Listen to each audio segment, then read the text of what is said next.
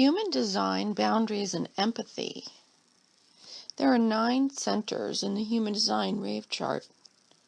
You can have each center defined, colored in, secure, consistent, stable, or open or undefined, where the center is white, where you're flexible and open to outside influence. Each center potentially can cause you to have a form of empathy if the center is open or undefined, which is modified by the function of the center. If your center is defined, then boundaries include your being able to be aware that you are influencing others and to do so with positive intentions and without overwhelming or intruding upon others. And with open centers, boundaries includes being aware that you are influenced or defined by anyone that has a defined center, and being able to distinguish between their energy and your own. So you might want to pause now and get out your human design chart and another human design chart of somebody that you are close to, friends with, family member, partner, as we go through each of the centers and compare whether you have an open or defined center and whether they do as well. So let's start with the head. If your head is defined, then you by default will also have a defined ajna through the connection between the 2 centers. If your head is open, you can have either a defined ajna which is connected to your throat or an open ajna as well. When they're both defined, you're always thinking and affecting the environment, and you may want to practice choosing neutral thoughts. If you have an open head and a defined ajna, you can entertain infinite possibilities and yet come to certainty about them. You can also choose what is worthy to think about and avoid being obsessive. If you have an open head and an open ajna, you're very influenced by others' thoughts and need to spend time alone to clear your mind. The gates in the head include the 64, the gate of confusion, the 61, the gate of mystery, and the 63, the gate of doubt. 30% of people have a defined head, so the majority of us have an open head. When you have a defined head center, the head center, first of all, is a pressure center, and you have the potential to be inspiring to others and to have a fixed way of providing this inspiration. And you have a fixed way of dealing with mental pressure, although you do have the possibility or potential to overthink and to obsess. If your head center is open, then most of your thoughts and questions, your inspiration is coming from outside of your head, and that's why you constantly think about things that maybe don't matter to you, and your head is full of questions, and these thoughts and questions are coming in from other people. You are receiving the influence from anyone who has a defined head that is within your aura at the time. So if you have an open head center, you may want to be working on emotional boundaries and mental boundaries in terms of knowing that when you are either inspired or anxious mentally, when you are seeking for answers to questions, ask yourself, whose questions are these? And do you really need to be seeking the answers? And that the answers don't necessarily relieve mental pressure, actually releasing the questions is your route to relieving mental pressure. And naming the source of the questions or the source of mental pressure as coming from someone in your interactions who has a defined head. The gates in the Ajna Center include the 4, the gate of formalization, the 17, the gate of opinions, the 24, the gate of rationalization, the 43, the gate of insight, the 47, the gate of realization, and the 11, the gate of ideas. The 47, 24, and 4 connecting possibly to your head, and the 17, 43, and 11 connecting to your throat. Not even how many people in the population have a defined or an open ajna. 51% have it defined and 49% have it open. When you have a defined ajna, you have a fixed way of thinking and you enjoy research. Where the head is pulling in information, the ajna is how we process it, and you would have a stable, fixed way of doing that. So this is one of our awareness centers. 49% have an open ajna center, meaning no consistency, or on the other way of putting it, great flexibility in the way that thoughts are accessed and processed. So the nature of your thought process is conditioned from the outside by other people with a defined ajna or by planetary transits. So just knowing that when you're alone, you have more flexibility of thought. When you are around somebody with a defined ajna, that can condition and limit your method of processing your thoughts. So potential wisdom for the open ajna is, I'm fine with not being certain. Great flexibility and thus creativity of thought process. And knowing that if you become anxious around such questions as, I better figure this out. We have to figure this out. What should I do with my life? I've got to figure out what to do with my life. Where's my next move? I better not share this because people are going to think I'm weird or strange or uncertain. I'm not going to share my opinion because I don't want to be challenged. I have to be ready for the challenge. What am I going to say? So releasing that anxiety and resting in your flexibility and not needing to prove certainty is a way to have emotional boundaries with your open ajna center. And then also being aware that you may amplify and reflect back to someone with a defined ajna either their certainty or inflexibility, or possibly their own anxiety in this realm.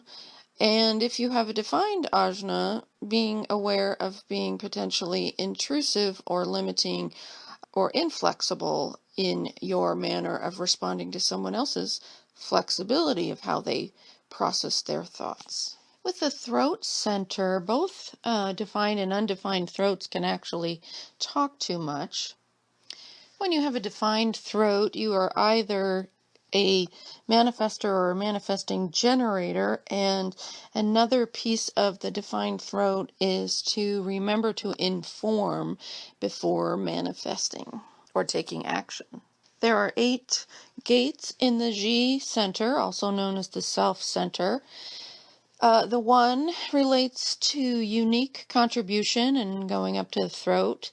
The 7 also goes to the throat and relates to equal voice. The 13 goes up to the throat, relates to forgiveness. The 10 goes down to the spleen and relates to self-love. The 25 goes to the heart or ego and relates to spirit. The 15, 2, and the 46 go down to the sacral center. The 15 relates to fellowship, the 2 to support, and the 46 to vitality. With an open G, you may try to fix or control issues of love, direction, and identity. for yourself. If you have a defined G, then you have a fixed direction in life and can find the right love in your life. You also can share comfort with others about their direction if they have an open G. And if you have an open G, remember that you can focus on where you are now and who you are with and whether you are feeling comfortable. Again, it's about even in this, whether there is a defined G or an open G. 46% of people have a defined G, the center of love, direction in life and identity, and you would have a consistent sense of your identity, knowing who you are, a consistent sense of your direction in life, knowing where you're headed, and fixed love, the way that it plays out in your life, getting it and expressing it. A fixed sense that you can find love in your life. 54% of people have an open G, where you don't know where your life is going, the direction it's taking. You don't always get the love you need, and you can enjoy not knowing where your life will take you and trusting life, remaining flexible. Questions you may ask if you are in the not self with your open G is a desperate sense of, who am I? Where should I go to find out who I am? Who can show me? Who am I going to love? Who is going to love me? How do I find them? Where can I find them? What am I going to do with my life?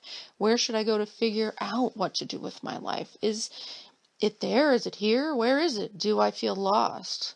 Let's go here because we might find something that will show me who I am or what to do with my life.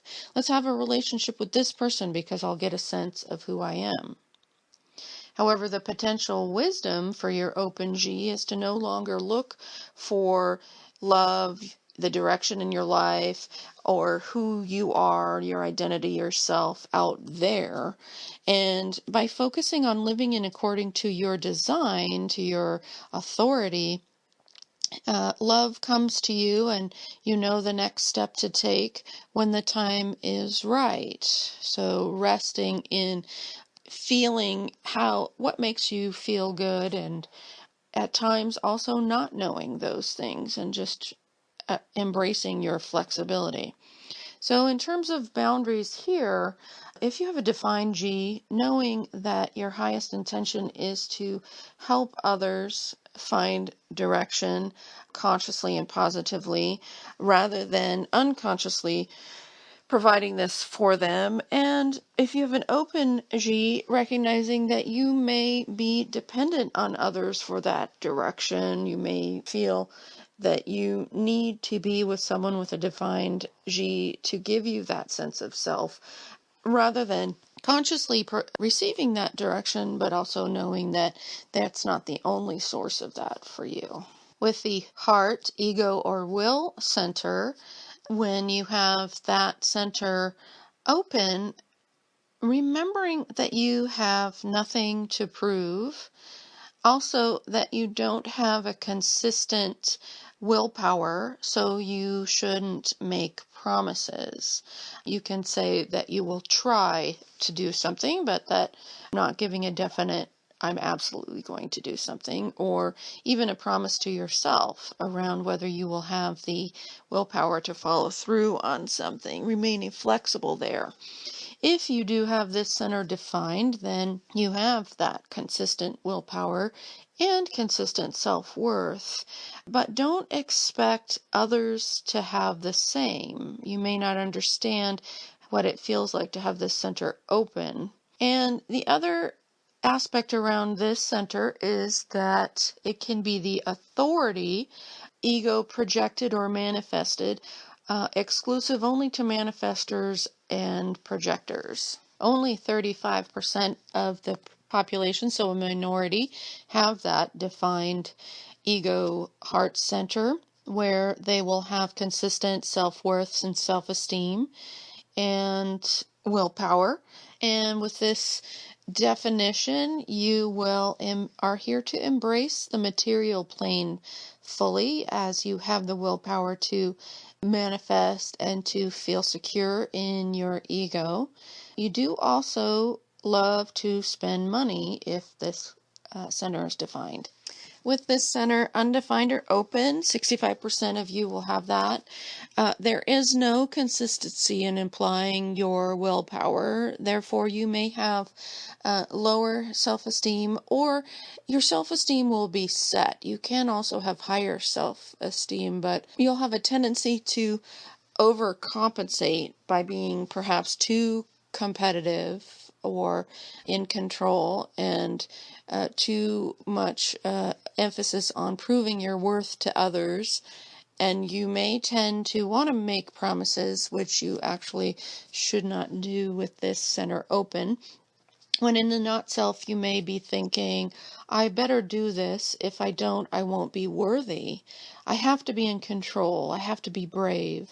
I have to pump myself up so that I feel worthy and good about myself, and then others will see my value.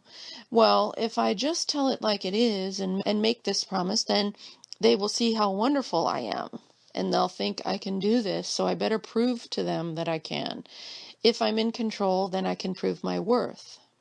So the potential wisdom to keep resting in with this open ego, heart, willpower center is, I have nothing to prove and I don't need to make promises.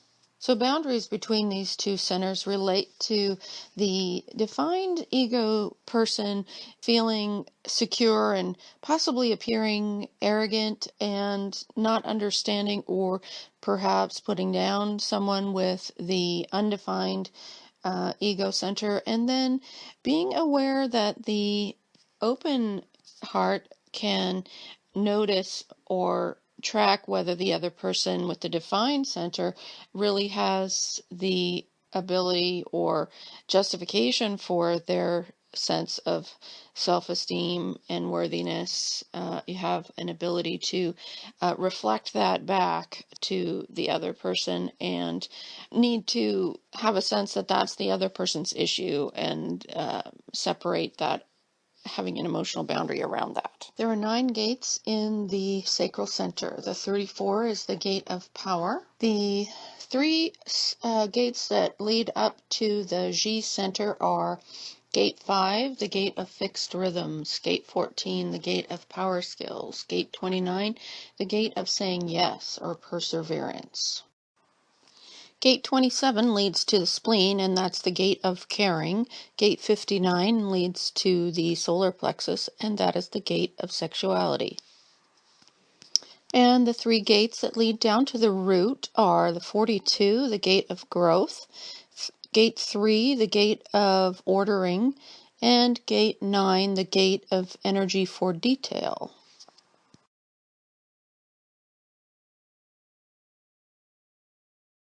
If your sacral center is defined, then by definition you're an energy being and a generator, possibly a manifesting generator, which is a subtype.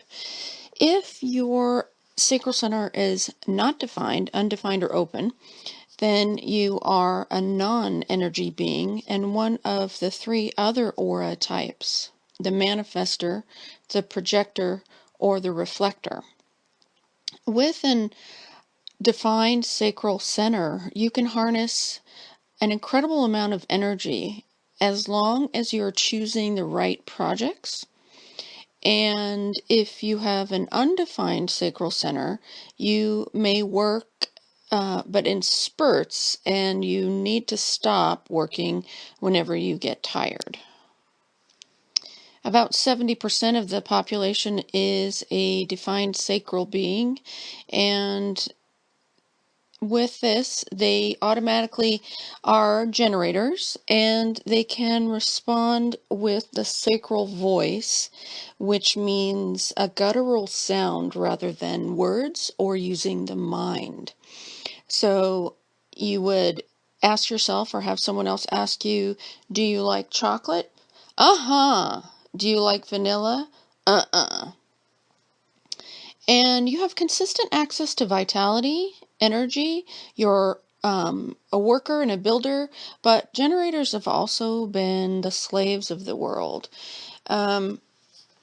So You work correctly only in response, so your strategy is to wait for things to come to you and use your sacral voice to determine which is right to pursue. So, a defined sacral is not meant to initiate. If you're a manifestor, projector, or a reflector, your sacral center is open or undefined, and you are usually 30% of the population. Not having a consistent access to this source of energy, you will tend to overwork yourself. And actually, it is said that you're not here to work, if you're a projector at least, and you may be here to guide generators and to be some form of consultant. When you're in the not self with an open sacral center, you may be saying, let's keep working. We really need to get this done. I can keep going.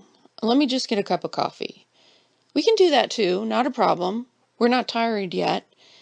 I don't want to take a nap or lay down. There's too much to do. Let's take care of that for them, and I have to do it myself. And let's go find a mate. Who can we take care of? I don't think it's enough yet. Boundaries? What boundaries? So the sacral center is also a sexuality center, and the defined sacral will usually lead sexual interactions, and the open center sacral will be influenced by the sexual energy of someone with the defined sacral. The wisdom when you relax into your open sacral center is, I know when enough is enough.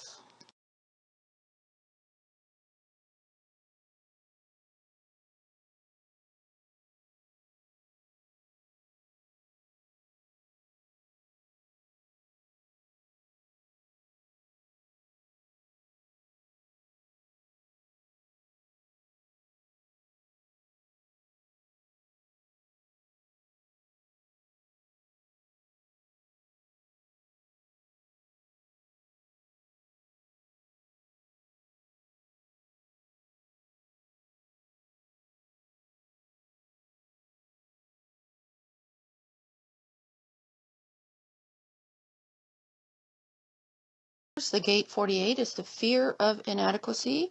The gate 57 is fear of tomorrow. Gate 44 is the fear of the past. Gate 50 is the fear of responsibility. Gate 32, the fear of failure. Gate 28, the fear of death. And gate 11, the fear of authority. Gate 44 is also called the gate of alertness, and gate 32, the gate of continuity. Gate 57 is also called the gate of intuitive clarity, and gate 28 is the gate of the game player.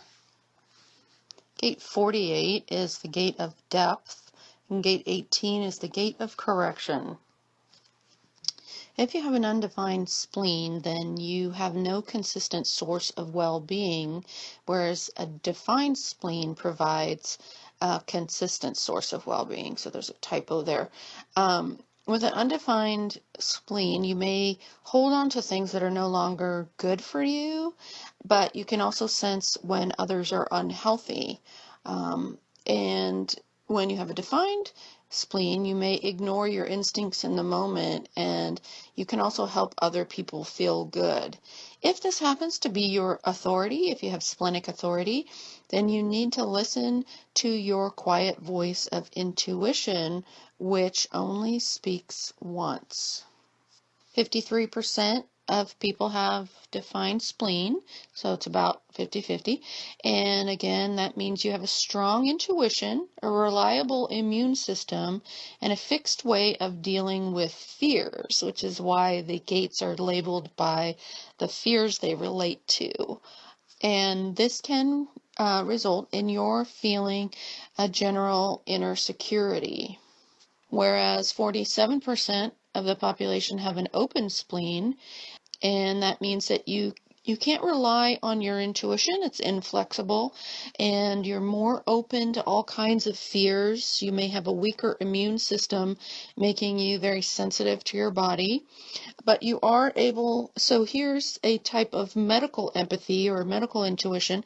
You're good at seeing the health of others, not knowing really when enough is enough. Again, you can get addicted to the good feeling that others with a defined spleen bring to you. And it is really important for you not to be spontaneous, that you really need to listen to your body because it can be quite devastating to your health if you are spontaneous. When you're in the not self with this open spleen, you can have the thoughts of, let's not do that because it makes me insecure, or because I'm afraid, or I feel fearful every time I think about doing that. Let's not say that because it might upset that person.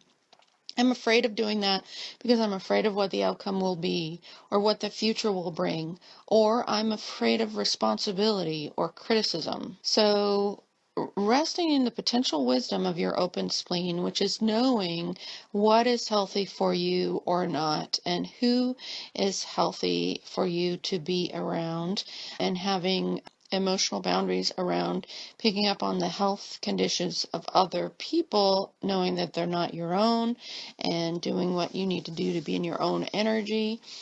And for the defined spleen, just knowing that you do make other people feel good or lend that sense of security to them, and they can become dependent on that. There are 7 gates in the solar plexus. Gate 6, leading to the sacral center, is the gate of friction. Gate 37, leading to the heart, is the gate of friendship. Gate 49, leading to the root, is the gate of principles. Gate 22, leading to the throat, is the gate of openness. Gate 55, leading to the root, is the gate of spirit. Gate 36, leading to the throat, is the gate of crisis. And gate 30, leading to the root, is the gate of feelings. If you have the solar plexus defined, it is by default your emotional authority. And even if you have other centers defined that can be authorities, this trumps them. If you have it defined, then you have an emotional wave where you will become anxious and then calm, anxious and then calm, anxious then calm. And it is important for you not to make decisions in the moment, evaluating them both when your wave is anxious and when it is calm, and seeing if you feel the same in both places, and finalizing decisions when you're not anxious. If you have the solar plexus emotional center undefined or open, then we call you a non-emotional being and an empath. Now, you can have empathy from any of the centers. If you don't have this center open, then your empathy is not necessarily emotional, and you might want to explore the nature of it coming from other open centers, when in this case you are around anyone with a defined emotional center, then you are amplifying and reflecting back their emotions, and sometimes will be labeled as emotional, but often these are not your emotions, and therefore tend to avoid conflict, and should never trust an emotion as it is most likely someone else's. As with all of the open centers, it's important that you are in your own aura, away from other people, to reset and feel what it is that you truly feel without the influence from another person's defined center. And it's 50% of the population defined and 50% undefined.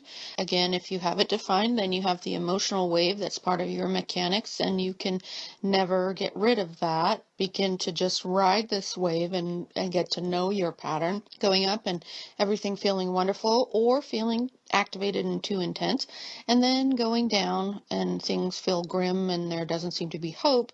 So therefore there is no truth in the now. You want to find truth that goes to both ends of your wave. And again, for you, just like the open spleen, spontaneity can kill you. Therefore it is important for you not to make decisions in the moment. And clarity comes for you over time, and be patient. So let's look at the combination. What if someone has both an open spleen and an open solar plexus? Then you have the emotional empathy. You can also see the health of others, and you can have fearfulness and weakened immune system. So you're very open, very vulnerable, very much needs to have a lot of time to yourself. On the opposite spectrum, what if someone has defined spleen and defined solar plexus? So in this case, you would have a strong sense of intuition and a reliable immune system, a fixed way of dealing with fears, and you'd be fairly secure. So you do have intuition, but you would not have emotional empathy. You would have more of an emotional wave affecting others. So you might perceive yourself to be empathic, but really focus on your splenic intuition as being the source of that. If you have a defined spleen and an open solar plexus, then you would have a combination of intuition and the emotional empathy.